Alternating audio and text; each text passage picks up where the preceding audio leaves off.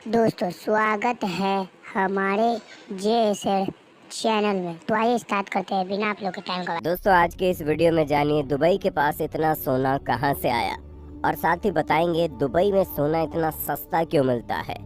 दोस्तों सोना दुनिया की सबसे महंगी धातुओं में से एक है, तभी तो जिस किसी के पास भी ये सोना होता है उसकी शान ही बढ़ जाती है, क्योंकि सोने का एक छोटा सा टुकड़ा खरीदने में भी लोगों को नानी अम्मा याद आने लगती है। पर क्या आपको मालूम है, जिस सोने को खरीदना तो छोड़िए, देखने तक को कुछ लोग तरस जाते हैं, उसी सोने को दुबई के लोग पहनने से लेकर खाने तक हर चीज में इस्तेमाल करते हैं। जी हाँ, दुबई में सोने की कोटिंग होकर आइसक्रीम से लेकर केक तक हर एक चीज तैयार होती है।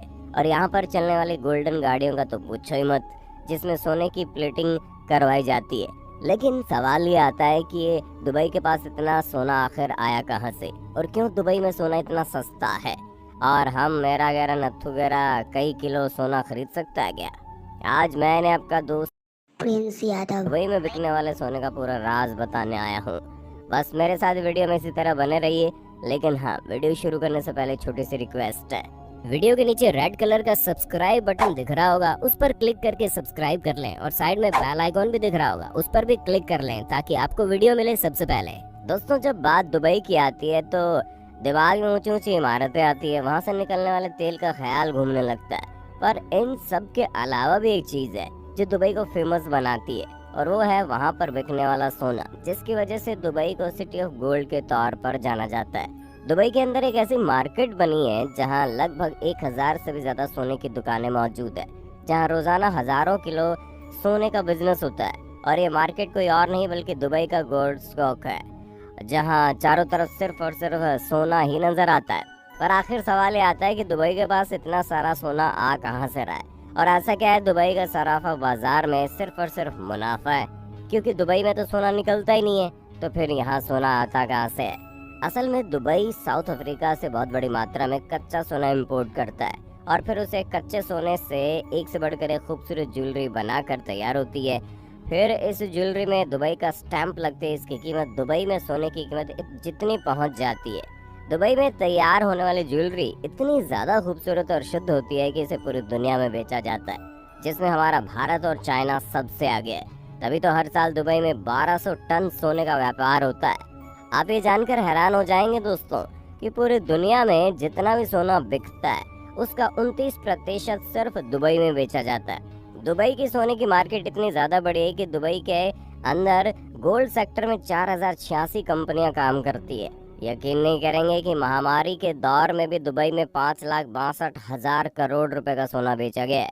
अब हमारे भारत में सोने का कितना क्रेज है ये तो आप जानते ही हैं, जहां महिलाएं अगर किसी पार्टी फंक्शन में सोना न पहने तो वो खुद को तैयार ही नहीं मानती। ऊपर से दुबई में रहने वाले भारतीयों की संख्या दिन दुगनी रात चौगुनी तेजी से बढ़ती जा रही है।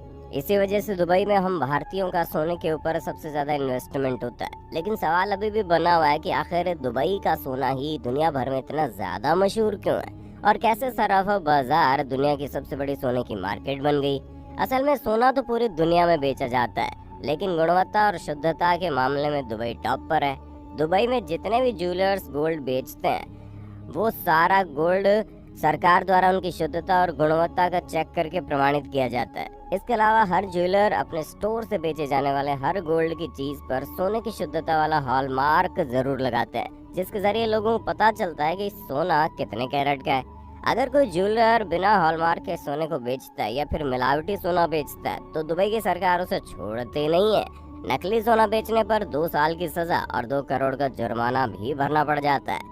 दुबई के कानून भारत के कानून की तरह नहीं कि बना दिया और भूल गए, यहाँ नियमों का पालन न किया जाए तो लेने के देने पड़ जाते हैं। और उसी के डर से दुबई के जो ज्वेलर्स होते हैं वो बिल्कुल शुद्ध सोना बेचते हैं। ऊपर से बाकी देशों की तुलना में दुबई का सोना बहुत सस्ता है। असल में जो बाकी देश है वहाँ पर सोने के ऊपर कई तरह के टैक्स लगाए जाते हैं। हमारे भारत में 75 तरह के टैक्स लग जाते हैं, जिसकी वजह से सोने का आधा दाम तो यूं ही बढ़ जाता है। लेकिन जब बात दुबई की आती है तो वहाँ पर सोने की ज्वेलरी खरीदने पर सिर्फ 5% का वेट लगता है, और ये टैक्स भी जनवरी 2018 के बाद लगना शुरू हुआ।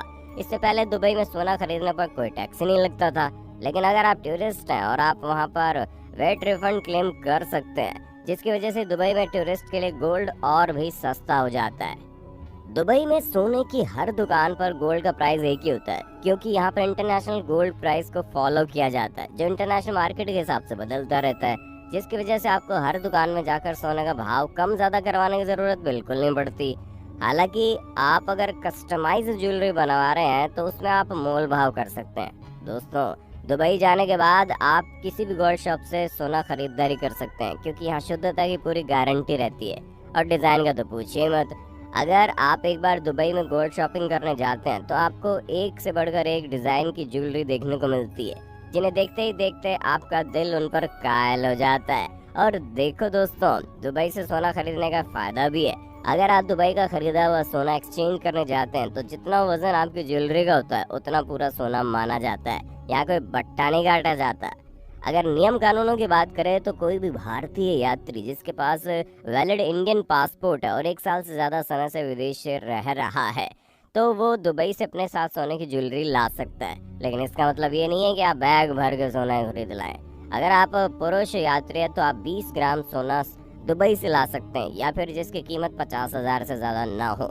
लेकिन अगर आप एक महिला यात्री है तो 40 ग्राम गोल्ड या फिर जिसका मूल्य 1 लाख रुपए से ज्यादा ना हो, इतने सोने के आभूषण आप ला सकते हैं। और ऐसा ही कुछ बच्चों के ऊपर भी लागू होता है। अगर आप इससे ज्यादा सोना दुबई से भारत लाना चाहते हैं तो आपको कस्टम ड्यूटी देनी पड़ेगी। दोस्तों, उम्मीद है दुबई के सोने का सारा कच्चा चिट्ठा आपके सामने खुल गया होगा। अब आपका वीडियो पर क्या ख्याल है, कमेंट में बताइए और इसी तरह की वीडियोस को देखते रहें।